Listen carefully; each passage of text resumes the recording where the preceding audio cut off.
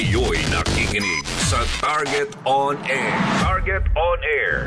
Si former Senadora Pampilo Ping Lacson ay kumbagay mas minabuti maging independent.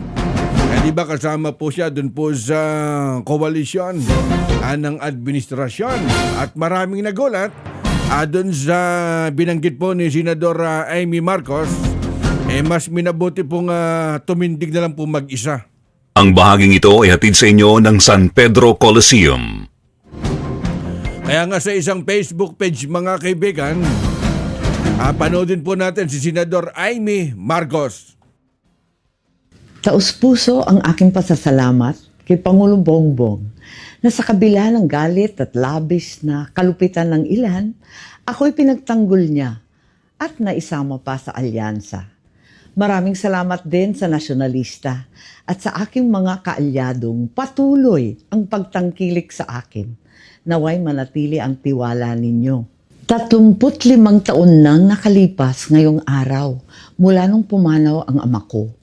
Ngunit buhay na buhay ang mga aral niya sa aking puso. Kaya't bilang panganay niya, pinipili kong manindigan ng malaya't matatag tulad niya na wala nang dapat kampihan kundi ang sambayanang Pilipino. Hindi madaling tumayong mag-isa sa kampanya at sa politika. Ngunit yan ang pamana ng matanda sa akin. Yan ang pamana ni Apo Lakay na ginugunita natin ngayon. Minabuti kong manindigan ng mag-isa upang wag nang malagay sa alanganin ang aking ading. Para wag nang mag-alinlangan ang aking mga tunay at minamahal na kaibigan.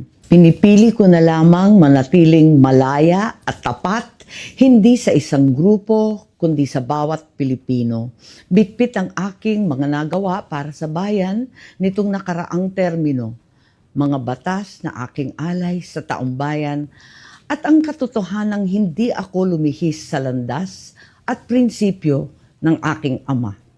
Maglingkod sa bawat Pilipino nang walang pinapanigan maliban sa kapakanan ng bawat mamamayan.